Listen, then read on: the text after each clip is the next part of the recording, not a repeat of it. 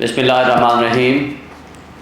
آج ہمارے دو موضوعات ہیں، ایک تو عمران خان صاحب کی منتقلی اٹک جیل سے اڈیالہ جیل کی طرف، اور دوسرا سبجیکٹ ہے سائفر کے کیس میں ہمیں انفارمیشن ملی ہے کہ چالان سبمٹ ہو گیا ہے۔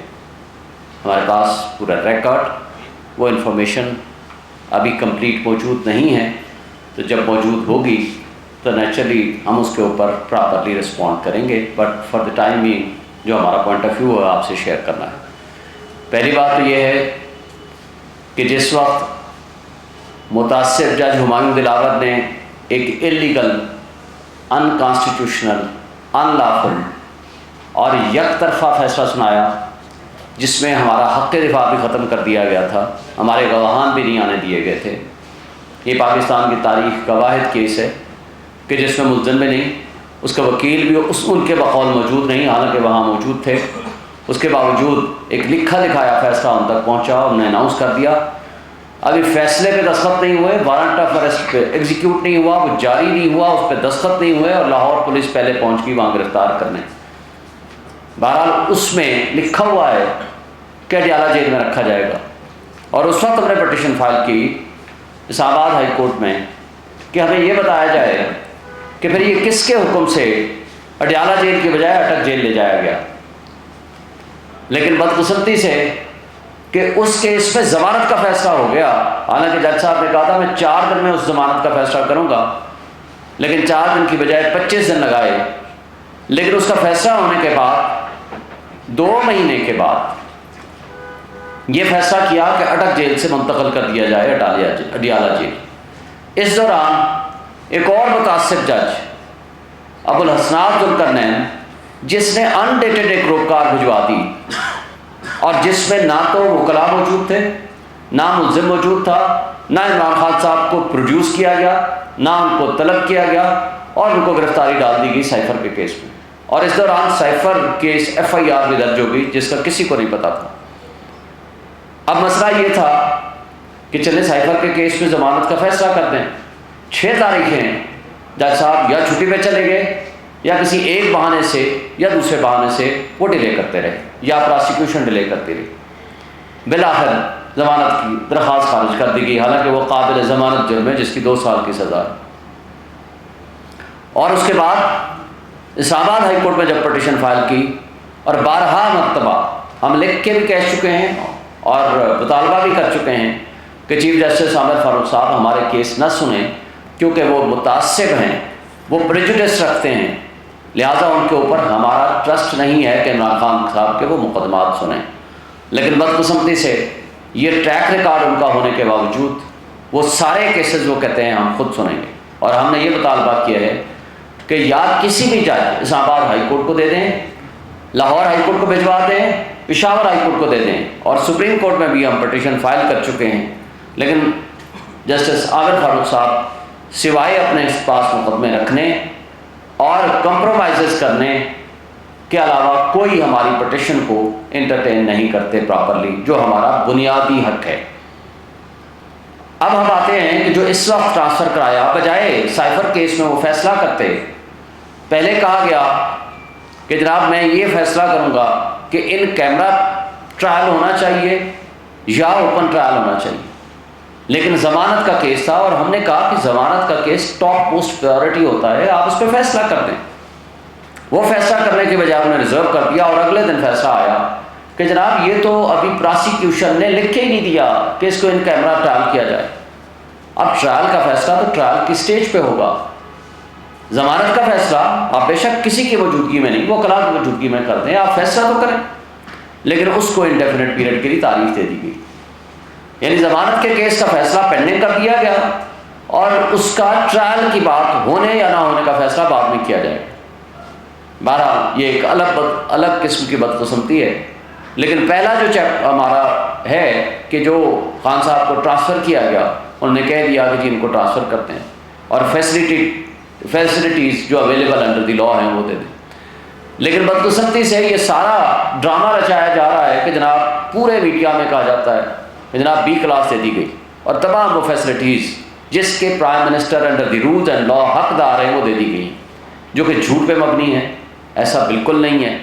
ایک چھوٹے سے سیل میں ان کو رکھا گیا ہے کہ جو تھوڑی بہت واک کرنے کی ایک گنجائش یا ایک فیسلٹی اٹک جیل میں موجود تھی، وہ یہاں محدود کر دی گئی۔ پھر یہاں ہمیں خطرہ ہے کہ خان صاحب کے اوپر قاتلانہ حملے آلریڈی ہو چکے ہیں، اور جس کی کڑیاں پی ڈی ایم کی جماعتوں کی طرف جاتی ہیں اور طاقتور طبقوں کی طرف جاتی ہیں کہ جہاں جو کچھ ہوتا رہا، خان صاحب کی ایف آئی آر نہیں کاٹی گئی تھی، آج ہمیں شدید خطرہ ہے ان کی لائف کو، ان کی زندگی کو۔ اسی طرح جس طرح آپ نے ماضی قریب میں دیکھا عمران ریاض کو اٹھایا گیا، آج وہ واپس آ گئے ہیں، لیکن وہ فزیکل اینڈ مینٹل جس حالت میں ہیں وہ سب آپ کے سامنے ہے۔ اس لیے نہ تو کھانوں کا کوئی چیک ہو رہا ہے کہ کس طرح کے کھانے ان کو دیے جا رہے ہیں، کہیں خدا نہ خواستہ ان کے ساتھ کسی قسم کا بھی مسحیق ہو سکتا ہے، اس طرح کی اور کوئی حرکت جو پی ڈی ایم کی جماعتیں ان کے پیچھے لگی ہوئی ہیں اور کچھ طاقتور لوگ جو پیچھے لگے ہوئے ہیں، تو ہم یہ وارن کرنا چاہتے ہیں تمام ایڈمنسٹریشن کو، تمام اداروں کو اور تمام ان لوگوں کو کہ جو اس میں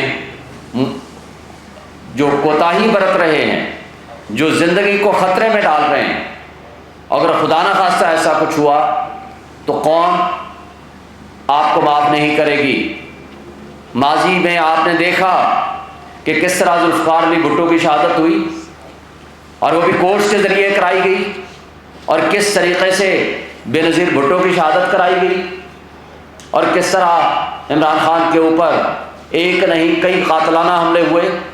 اللہ نے زندگی رکھی تھی، وہ بچ گئے، لیکن اس طرز عمل سے، اس طریقہ کار سے جو کہ آج ان کے ساتھ سلوک رکھا جا رہا ہے، اور جو ہمیں انفارمیشن ملی ہے، اس کی بنیاد پر ہم یہ عدالتوں سے بھی مطالبہ کرتے ہیں کہ بارہا ان کو لائف تھریٹس ملی ہیں، گورنمنٹ آف پاکستان نے بھی ان کو انفارم کیا ہے، اور اس کے علاوہ ہماری جو انفارمیشن ہے اس کے ذریعے اڈیالہ جیل میں ان کے ساتھ کوئی اس طرح کا خطرناک قسم کا منصوبہ بنایا جا سکتا بھی ہے اور اس کے امکانات بھی ہیں۔ اس لیے ہم بجا طور پر یہ سمجھتے ہیں کہ ان کو جو ان کی facilities under the law and constitution in کا حق ہے وہ ملنی چاہیے، اور اس کے ساتھ کسی قسم کا ایسا کوئی رویہ یا اس طرح کی کوئی حرکت جو کچھ ان کے ساتھ ممکنہ طور پر ہو سکتی ہے اس کا تدارک کیا جائے، اور اس سلسلہ میں ہم جلد ہی ہم ہائی کورٹ سے بھی رجوع کریں گے اور سپریم کورٹ سے بھی رجوع کریں گے۔ آج جو سائفر کے حوالے سے بات ہے، میں سمجھتا ہوں کہ سائفر کا مقدمہ درج کرنا اٹ سیلف ایک غلامی کی بدترین مثال ہے۔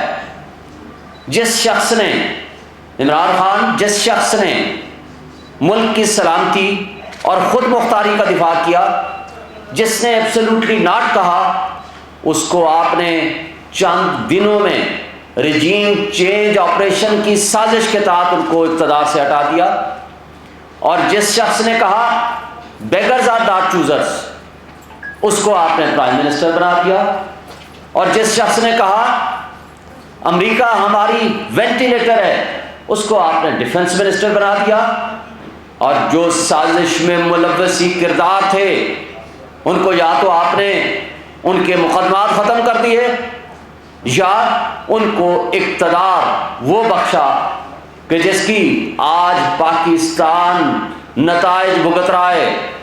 کل عید میلاد النبی کے موقع پر جو بربریت ہوئی، جو ہمارے انسانی جانوں کا نقصان ہوا، ہمیں اس پہ بہت افسوس ہے، مگر میں پوچھتا ہوں اپنے ان طاقتور ریاستی اداروں سے، اپنی ان انٹیلیجنس ایجنسیز سے، اپنے ان اداروں سے جن کی اور حکومتوں سے جن کی یہ ذمہ داری ہے کہ وہ دہشت گردی کو ختم کریں، جن کی یہ ذمہ داری ہے کہ وہ پراپر انٹیلیجنس بیسڈ آپریشنز کریں، لیکن ان کو بدقسمتی سے تمام اداروں کو، تمام ایجنسیز کو، پولیس کو ایک کام پہ لگا دیا گیا کہ کسی طریقے سے عمران اور پی ٹی آئی کو کرش کیا جائے، لیکن پی ٹی آئی کی مقبولیت تو نہ ختم کر سکے، لیکن بدقسمتی سے ملک کو ایک بدامنی، ایک جرائم کی آماجگاہ بنا دیا۔ آج جس طرح کی دہشت گردی کا سامنا ہمیں ہے، اس کو ہم مکمل طور پر ماضی قریب میں ختم کر چکے تھے، اور اسی طرح آج جو 25 کروڑ عوام بھوک، مہنگائی، بے روزگاری اور غربت کی لکیر کے نیچے چلی گئی ہے، وہ خودکشیاں کرنے پہ مجبور ہو گئی ہے، اور یہ سارا فراڈ اور ڈرامہ صرف ایک شخص کی دشمنی میں رچایا گیا۔ یہ ایڈونچر مس ایڈونچر ہو گیا، اور آج بھی ہمارے وہ لوگ اپنی پالیسیوں پہ نظر ثانی کرنے کے لیے تیار نہیں ہیں۔ تو کیا اس ملک کو، 25 کروڑ عوام کو جس دلدل میں پھنسا دیا گیا ہے، کیا یہ طریقہ کار آپ جاری رکھیں گے؟ کیا عمران خان کے بغیر کاکڑ صاحب کہتے ہیں کہ الیکشن ٹھیک ہوگا، اور پھر ساتھ یہ کہتے ہیں کہ نہیں جی یہ غلط فہمی کی بنیاد پر مروڑ تروڑ کر میرا بیان پیش کیا گیا، پھر دوسرا انٹرویو دیتے ہیں کہ نہیں اگر پی ٹی آئی بھی نہیں ہوگی تب بھی وہ الیکشن لیجٹیمیٹ ہوگا؟ دل کی بات زبان پہ آ جایا کرتی ہے۔ کاکڑ صاحب سے پوچھتا ہوں، یہ تمہارا کام ہے کہ تم کیئر ٹیکر ہو، تمہیں کس نے یہ اختیار دیا ہے کہ چارٹر طیارے کے اوپر تم آپ کی عوام کے پیسے کو آپ ضیاع کریں؟ آپ کو کس نے اختیار دیا ہے کہ آپ پوری دنیا میں گھومتے پھریں اور وہ سرکار کے خرچے پہ، پبلک کے فنڈز پہ؟ آج صورتحال یہ ہے، یو این ڈی پی کی رپورٹ کے مطابق 17.5 سے 18 بلین ڈالر سالانہ ہم اشرافیہ کو مفت مراحت دے رہے ہیں۔ کیا آپ اس بات کے متحمل ہو سکتا ہے ہمارا ملک؟ اور اس کے باوجود بڑی ڈھٹائی کے ساتھ بیٹھ کے کہتے ہیں کہ نہیں، کہ ہم تو بڑے امپارشل ہیں۔ آپ کی امپارشلٹی اسی دن نظر آ گئی تھی کہ جس دن آپ نے مسلم لیگ نون کے حمایت یافتہ لوگوں کو آپ نے منسٹرز بنا دیا۔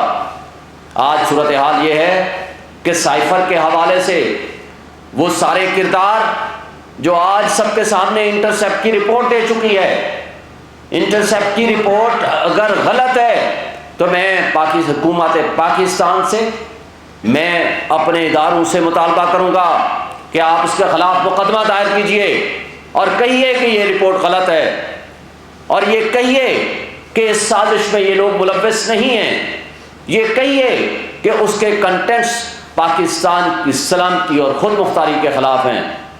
لیکن اگر آپ اس پہ خاموش رہتے ہیں اور آج بھی سائفر کی موجودگی میں اس کے اوپر کوئی جوڈیشل کمیشن نہیں بناتے، تو یہ مطلب تصور ہوگا کہ پاکستان ابھی آزاد نہیں ہوا، اس کو حقیقی آزادی کی آج بھی ضرورت ہے۔ اگر ہم نے غلامی میں رہنا تھا تو 1947 میں ہم نے ملک کیوں آزاد کرایا؟ عمران خان نے تھرو آؤٹ یہ مطالبہ کیا کہ اس کے اوپر جوڈیشل کمیشن بنایا جائے، سپریم کورٹ کے ججز کی سربراہی میں بنایا جائے، جس کے لیے پچھلے جج جسٹس عمر بندیال صاحب کو ہم نے لکھا تھا، اور آج ہم موجودہ چیف جسٹس قاضی فائز صاحب سے یہ مطالبہ کرتے ہیں کہ اس کے اوپر، سائفر کے اوپر ایک ہائی پاور جوڈیشل کمیشن بنایا جائے اور اس کے اوپر فائنڈنگز دی جائیں کہ اس کے اندر کون کون کردار ملوث ہیں، کون کون ریجیم چینج آپریشن کے کردار ہیں، اور کس طریقے سے اس ملک کو نہ صرف غلامی کی دلدل میں دھکیل دیا بلکہ 25 کروڑ عوام کی قسمت کو ایک تباہی کے گڑھے میں پھینک دیا گیا۔ تو یہ آخر وہ کردار اگر سامنے نہیں آئیں گے تو بڑے افسوس کی بات ہو گئی۔ عمران خان نے جنرل ریٹائرڈ طارق کی سربراہی میں کمیشن بنایا جو کہ معذرت کر کے پیچھے ہٹ گئے، پھر ان کا اقتدار ختم کر دیا گیا، لیکن اس کے بعد شہباز شریف کی زیر قیادت ایک نیشنل سیکورٹی کمیٹی کا اجلاس ہوا، اور اس سے پہلے عمران خان کی زیر قیادت نیشنل سیکورٹی کمیٹی کا اجلاس ہوا اور دونوں میں یہ مطالبہ کیا گیا کہ یو ایس اے کے ایمبیسڈر کو ڈیمارش کیا جائے، کیونکہ انہوں نے انٹرونشن کی ہے، انہوں نے مداخلت کی ہے، ہماری ملک کی سلامتی اور خود مختاری کے اندر مداخلت کی ہے۔ اگر وہ مداخلت غلط تھی تو پھر سائفر تو اس کا مطلب ہے کنٹینٹس درست ہیں۔ پھر اسد مجید کو طلب کیا گیا جو کہ ایمبیسڈر تھے یو ایس اے کے، اور اس نے آ کر اپنے ان کنٹینٹس آف سائفر کو درست قرار دیا۔ پھر شہباز شریف نے فلور آف دی ہاؤس پہ کھڑے ہو کر کہا تھا کہ اس پہ دھمکی آمیز گفتگو تھی۔ وہ دھمکی آمیز گفتگو کیا تھی وہ تو انٹرسیپٹ کلیئر کر چکا ہے، اور پھر اس کے اوپر کہا کہ میں ہائی پاورڈ کمیشن یا کمیٹی بناؤں گا۔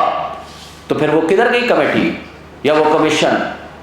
اس کا مطلب ہے کہ وہ آج بھی حل طلب ہے ایشو، لیکن بدقسمتی سے رانا ثناء اللہ نے اپنی پریس کانفرنسز کے ذریعے اور اپنے من پسند آفیشلز ایف آئی اے کے ذریعے ایک جھوٹا پرچہ عمران خان اور شاہ محمود قریشی کے خلاف درج کرا دیا گیا، اور پتہ چلا کہ جناب اعظم خان جو کہ پرنسپل آفیسر تھے اور جس کے پاس یہ سائفر ہوتا چاہیے تھا کاپی اس کی بریف نوٹ، جو کہ رسپانسبل ہے under the constitution rules of business and the law, اس کو وعدہ معاف گواہ بنا دیا گیا۔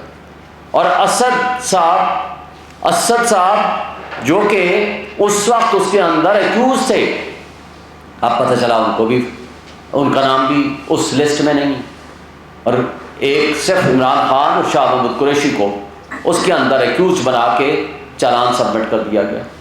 تو یہ ساری باتیں میں سمجھتا ہوں کہ آج بھی یہ تقاضا کرتی ہیں کہ چیف جسٹس آف پاکستان اس کے اوپر جوڈیشل کمیشن بنائیں، اس لیے کہ جہاں پولیٹیکل وکٹمائزیشن کے ذریعے 180 سے زائد مقدمات عمران خان کے خلاف درج کر دیے گئے ہیں، لیکن یہ مقدمہ اپنی نوعیت کا انوکھا مقدمہ ہے، اس لیے کہ یہ ہماری قوم کو غلامی کے طوق میں بند کرنے کے مترادف ہے۔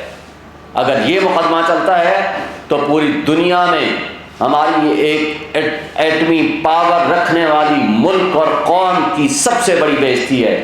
تو میں سمجھتا ہوں کہ آج اس کیس کے اندر عمران خان کو سزا دلانا مقصد ہے، اس لیے تاکہ اپنے آقاؤں کو یہ میسج دے سکیں، وہ پی ڈی ایم اور کی وہ فاشسٹ جماعتیں جنہوں نے غلامی کا طوق قبول کیا تھا، اور ان کو پیغام دیں کہ جو آزادی کا نعرہ لگانے والے لوگ ہیں، ہم نے ان کو عبرت کی نشان بنانا ہے تاکہ پوری قوم غلامی میں کو قبول کر لے، اور یہ ہمارے لیے کسی طور قابل قبول نہیں ہے۔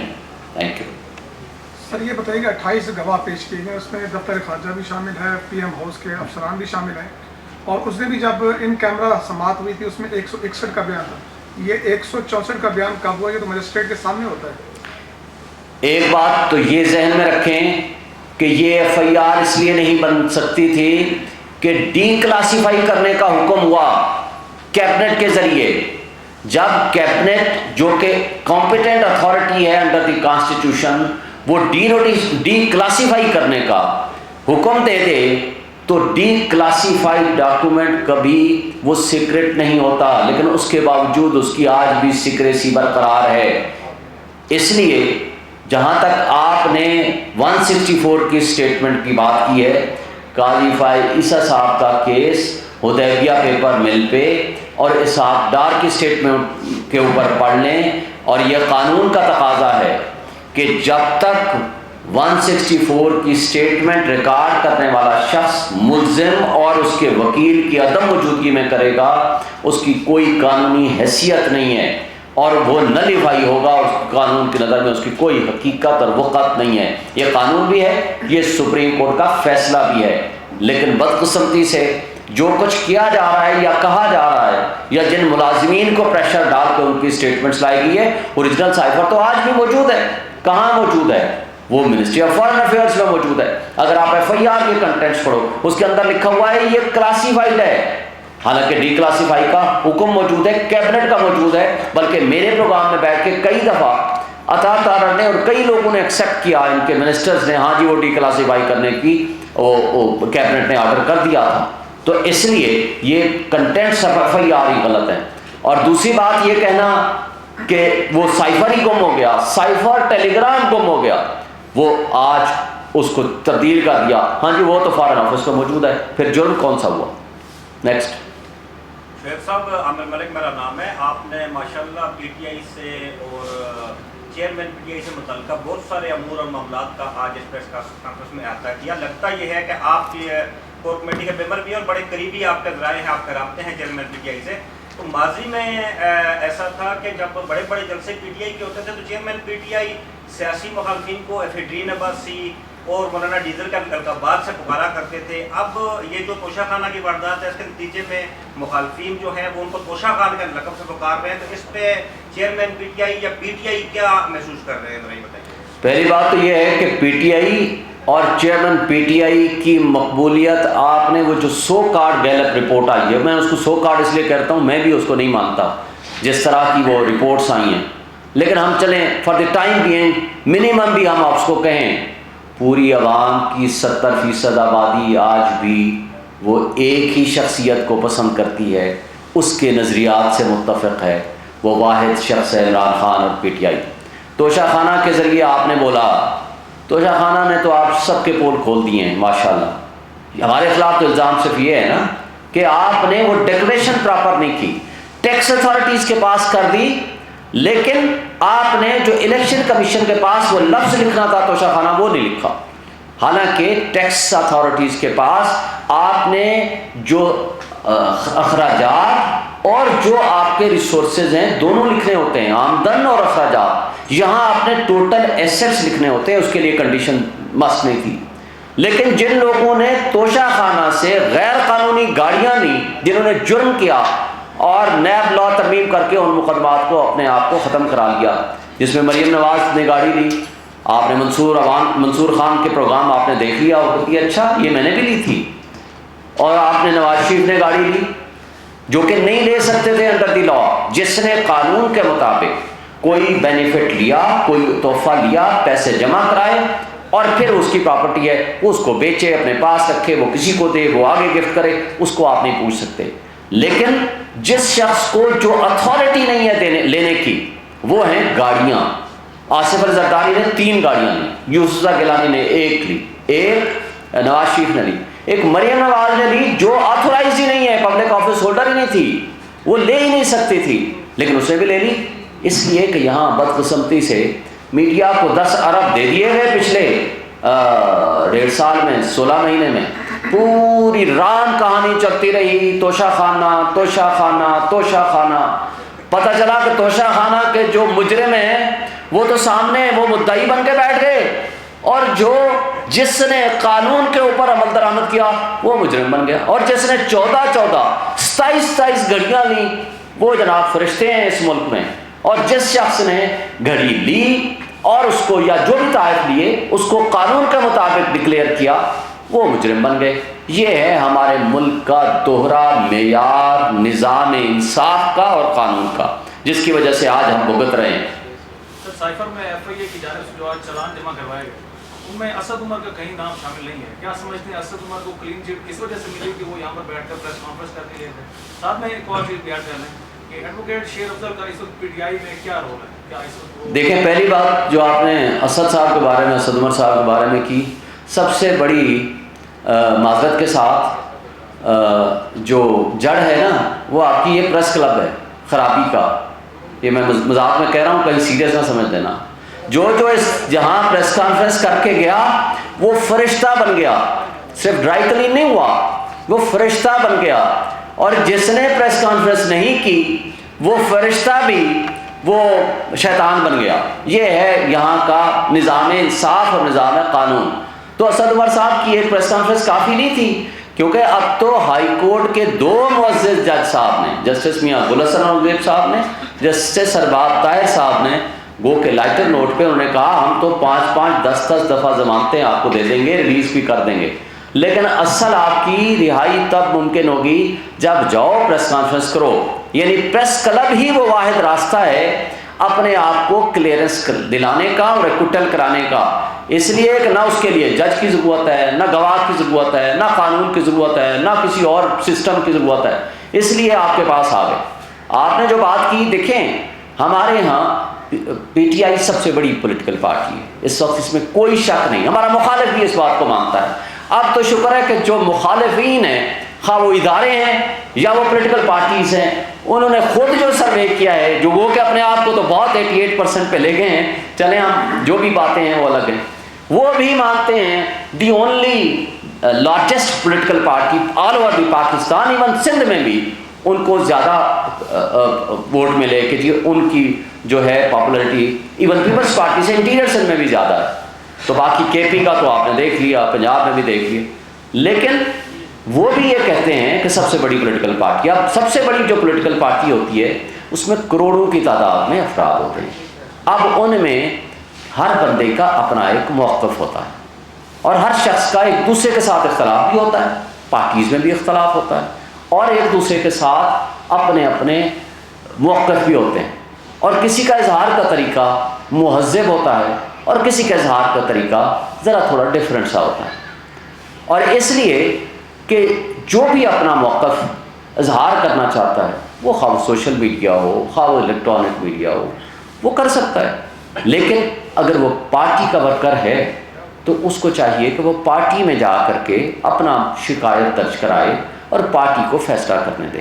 اور پارٹی نے ایک بات بتا دوں کہ 5 ترجمان مقرر کیے ہیں، جس میں سے فاروق حبیب صاحب، رؤوف حسن صاحب، میں اور گوہر صاحب اور علی محمد خان صاحب. جو پارٹی کا ورژن ہوگا وہ ان 5 ترجمانوں کے ذریعے آپ کے سامنے آئے گا. باقی اب کروڑوں کی تعداد میں ورکرز ہیں، جو کوئی بھی اپنی اوپینین دینا چاہے، کوئی کمنٹ کرنا چاہے، کوئی کسی کے خلاف کرتا ہے. میں تو پڑھتا ہی نہیں ہوں، مجھے تو ظاہر ہے ہزاروں کی تعداد میں روز میرے خلاف بھی ہوتا ہوگا، کچھ میرے حق میں بھی لکھتے ہوں گے. تو ہم اگر اس کے پیچھے پڑ جائیں گے نا، یا ہم پارٹی بطور عمران خان سب سے موسٹ پاپولر لیڈر ہے، روز اس کے میرا خیال ہے ہزاروں تو نہیں لاکھوں میں اس کے حق میں بھی بیانات آتے ہیں، اس کے خلاف بھی آتے ہیں. خلاف آتے ہوں گے ہزاروں میں، حق میں آتے ہوں گے لاکھوں میں. اگر ہم ہر ایک کا جواب دینا شروع کریں گے تو میرا خیال ہے there will be no limit. Thank you. Sher Afzal مروت صاحب نے آپ کے خلاف بھی بیان دیا ہے، اس کے ساتھ ساتھ انہوں نے عدم برداشت کا مظاہرہ کیا ہے ٹی وی چینل شو پہ، وہ فزیکل ہو گیا سینیٹر عدنان اللہ کے ساتھ، تو اس پہ آج ان پہ مقدمہ بھی درج ہو چکا ہے. تو کیا اب جو پی ٹی آئی کی لیگل ٹیم ہے وہ انہیں ڈیفینڈ کرے گی، انہیں بیک کرے گی یا نہیں کرے گی اس مقدمے میں؟ دیکھیں پہلی بات تو یہ ہے کہ ہم سمجھتے ہیں، آپ کو اگر یاد ہو کچھ دوستوں کو، میں نے ایک بطور صدر اسلام آباد ہائی کورٹ بار ایسوسیشن ایک کنونشن رکھا تھا جس کا نام تھا برداشت معاشرے کی بقا اور عدم برداشت معاشرے کی تباہی ہے. یہ ٹائٹل تھا. بہت سارے دوستوں کو بلایا تھا، جس میں سے جرنلسٹ کی طرف سے میں نے حامد میر صاحب کو ریکویسٹ کی تھی. میں نے کہا جی آپ آئیں، کیونکہ وہ بھی سفرر رہا ہے بہت ساری اپنی اس عدم برداشت کا. اور بہت سارے اور دوستوں کو، بڑے پولیٹیکل پارٹیز کو بھی بلایا تھا، فرحت اللہ بابر صاحب کو بھی میں نے بلایا تھا، اور کئی لوگوں کو، اسد عمر کو بھی بلایا تھا. دیکھیں ہم اس پہ یقین رکھتے ہیں. میں نے پچھلے 2 سالوں میں آپ کے سامنے ہی ہے، ہزاروں کی تعداد میں، ہزاروں کا لفظ میں استعمال کر رہا ہوں، الیکٹرانک میڈیا میں ٹاک شوز کیے ہیں. وہ پولیٹیکل بھی کیے ہیں، وہ میں نے پارٹی کے بیس پہ بھی کیے ہیں، بطور صدر اسلام آباد ہائی کورٹ بار ایسوسیشن کی طرف سے بھی کیے ہیں، اور میں نے ایک تجزیہ کار کے طور پر بھی باتیں کی ہیں کسی بھی موضوع پہ. اور مجھے مختلف ministers, party leaders, top lower senators, لوگوں سے رابطہ رہا، اور آپ کے بڑے تلخ گفتگو کرنے والے آپ کے اینکر سے بھی رابطہ رہا. اور میں نے آج تک نہیں کہا کہ یہ شخص بیٹھا ہوگا تو میں نہیں بیٹھوں گا، میرا آج تک سارے دوست جانتے ہیں. یہ نہیں کہا کہ یہ ہوگا تو میں نہیں بیٹھوں گا، اور یہ بھی نہیں کہا کہ میں اس پروگرام میں تو جاؤں گا، اس پروگرام میں نہیں جاؤں گا. ہاں یہ الگ بات ہے کہ میرے پاس ٹائم نہ ہو تو میں، لیکن ایک چیز پہ میں بلیو کرتا ہوں، آپ نے لوگوں کو ایک اگر اچھی بات نہیں بتا پاس سیف ہیں. یہ اسی طرح جیسے منکر نکیر جو ہے نا آپ کی چیزیں لکھ رہے ہیں, آج آپ منکر نکیر بنے ہوئے ہیں. استغفر اللہ, کوئی اسلامی غلط بات میرے سے نہ ہو جائے, میں صرف ایسے کہہ رہا ہوں. یعنی آج آپ کے پاس وہ چیز جو فرشتے تو لکھ رہے ہیں ہمارے سارے اعمال, لیکن آپ بھی رجسٹرڈ کر رہے ہیں ساتھ ساتھ جو آپ کے پاس آن ایئر ہم آتے ہیں. اور وہ جو رجسٹرڈ چیزیں ہیں ساری دنیا جب چاہے یوٹیوب میں جائے اور آپ کے پروگرام دیکھ لے. کوشچن یہ ہے کہ ہم نے لوگوں کو سبق کیا سکھانا ہے. اگر ہمارے میں برداشت نہیں ہوگی, ہم پڑھے لکھے طبقے میں برداشت نہیں ہوگی, اگر ہم ایک دوسرے کے ہم نظریات میں اختلاف رکھیں, ہم ڈفرینسز آف اوپینین رکھیں, لیکن لوگوں کو یہ بتائیں یہ ہمارا موقف ہے, یہ لوگوں کو آپشن دیں, لوگوں کو سمجھائیں, لوگوں کو ٹرینڈ کریں. اور میرے موقف سے کوئی اختلاف کرتا ہے یا اے سے رکھتا ہے یا بی سے رکھتا ہے, یہ اس کی مرضی ہے. رائٹ ٹو انفارمیشن ہمارا حق ہے, اور right to information fundamental right ہے. لوگوں تک انفارمیشن ہم نے پہنچانی ہے اور وہ انفارمیشن لیتے ہیں اور اپنی اوپینین ڈیولپ کرتے ہیں. اگر میں اور آپ یا ہم پڑھے لکھے لوگ ایک جگہ پہ بیٹھ کے اگر ایسی پریسیڈنٹ سیٹ کریں گے تو اس عدم برداشت نے پہلے ہی معاشرے میں تباہی پیدا کر دی ہے. اور یہ تباہی خواہ وہ آپ نے دیکھ لیا جڑا والا میں کیا ہوا خدا نخواستہ, اس سے پہلے کئی چیزیں ہیں, کئی معاملات ہیں آپ کے سامنے.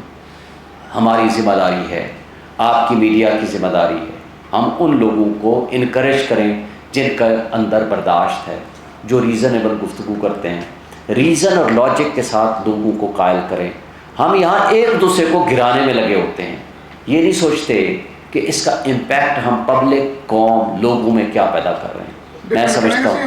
میں سمجھتا ہوں کہ یہ غلط روایت قائم کی ہمارے ساتھی نے بھی اور دوسری سائڈ سے نے بھی.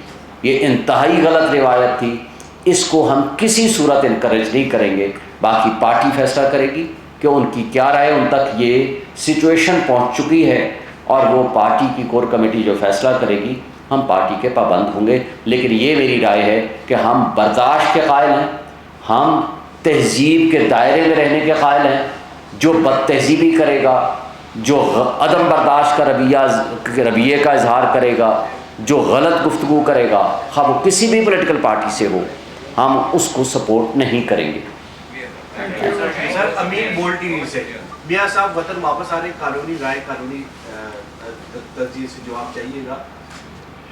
ہمارے رہنمائے ملت جناب محمد نواز شریف صاحب وطن واپس آنے, وہ کیا لڑیں گے, الیکشن یا مقدمات؟ نواز شریف صاحب کا مجھے تو ابھی تک یقین نہیں ہے کہ وہ آئیں گے. دوسری بات, ان کے پچھلے 1 مہینے 15 دن کے اندر اندر مختلف بیانیے آپ نے دیکھ لیے. جو ڈیلر ہوتا ہے ڈیل کر کے جاتا ہے, ڈیل کر کے آتا ہے, پھر ڈیل کر کے جاتا ہے, پھر واپس آتا ہے, پھر ڈیل کر کے جاتا ہے اور پھر ڈیل کر کے واپس آنا ہے. ڈیلر کبھی لیڈر نہیں ہوتا. لیڈر ایک ہے اس وقت, وہ ہے عمران خان, جو کہ اس وقت جیل میں ہے, جس کا مرنا جینا اس ملک کے ساتھ ہے.